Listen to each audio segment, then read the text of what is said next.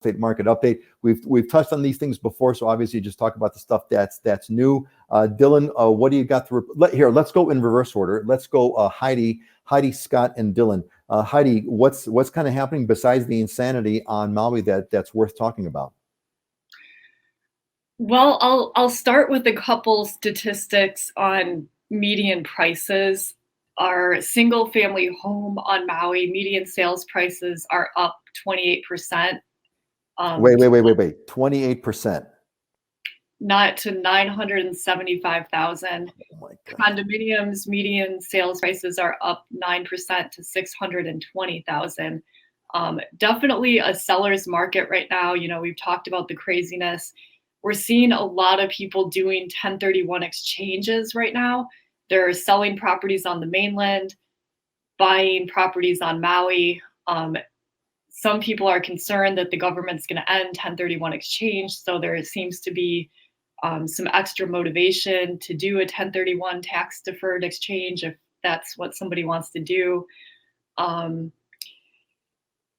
I mean, with all that, we do see some signs of it slowing down just a little bit here on Maui. I would say not prices going down, but some of the craziness going down a little bit. But I mean, I don't think the strong market's going to go away anytime soon. I mean, we kind of need it to return to some balance. And I mean, we need some more inventory. All day I just get emails from realtors. I have a buyer. I want to buy this immediately. You know, I mean, there's just a lot of demand out there right now.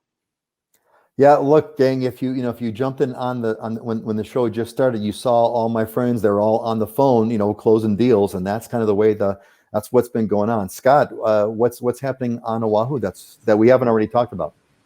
Yeah, if I tell you this week I'm on my third cup of coffee, and that's how I'm gauging the market. If the next show I'm doing it intravenously or something, then we'll really be having problems. But it's heading in that direction.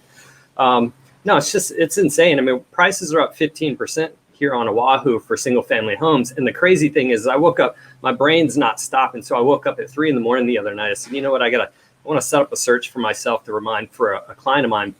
And I set it up for Kailua single family home, 1.65 million or below. And I scratched my eyes. I'm like, man, I must be asleep that those results aren't right. And so I went back and checked. I looked and no, that's right. So I looked again. There was one home available on the market in all of Kailua under 1.65 million. And there were 37 in escrow. And that's a town area of like 40,000 people.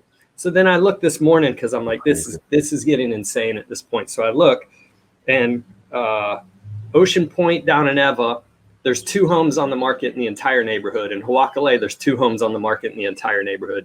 There's like 25 in escrow in each of those subdivisions. The problem is no inventory, period. It's not, yes, there are more buyers, but the problem is actually on the inventory side that we're having. So prices are up 15%. It's going to get worse with that kind of restricted inventory. The condo side is interesting because if you look, 2 homes on the market with 23 in escrow, that's obviously way out of whack. On the on the condo side, I looked up Kaka'ako. There's 123 active, 98 in escrow, right? So once you get to the condo side, it's not as insane as the single family home side. So now that inventory is starting to deplete, but it's a much better market there, which we're at 5% price appreciation, and Oahu has a large number of high-rise condos. And I brought that Kahala listing back on this past week. I had over 40 parties through my open house. I got 2 cash offers on the table right now. I got 2 more people that are probably going to offer. There's 3 months of inventory, even above the 4 million price range. So it's from top to bottom on the single family home side. It's restricted, and it's a lot of people in the market. Wow, that's just remarkable. I mean, this is where, we've said this so many times, where you really, if you're going to be buying a house, you better get aligned with a realtor that knows what they're doing, because this is a really, really crazy market. And Mark agrees. Man, I'm glad I have a good realtor. Mark, exactly. You've got the best in the business. Seriously. I brag about you guys all the time. It's for real. Between Heidi and Dylan and Scott, this is it. This is the game. Yeah. So Dylan mentioned buyer fatigue, and I've always said this before. I'm in the psychiatry business. It just happens to be called real estate. This in particular is a time where the emotional handholding, it's a lot of stress for people to buy a home, period. Magnify it with this craziness going on. And it is absolutely important that you're working with someone that can guide you through that can help you with some of those emotional ups and downs that come through this market.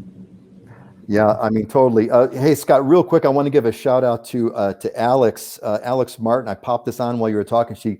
Alex loves the palm trees blowing in the background. So, and Alex, I got to tell you, that is not a fake background. That's not a fake virtual video background. That's the background of where Scott lives. So that's the real deal. You're looking at it. Well done.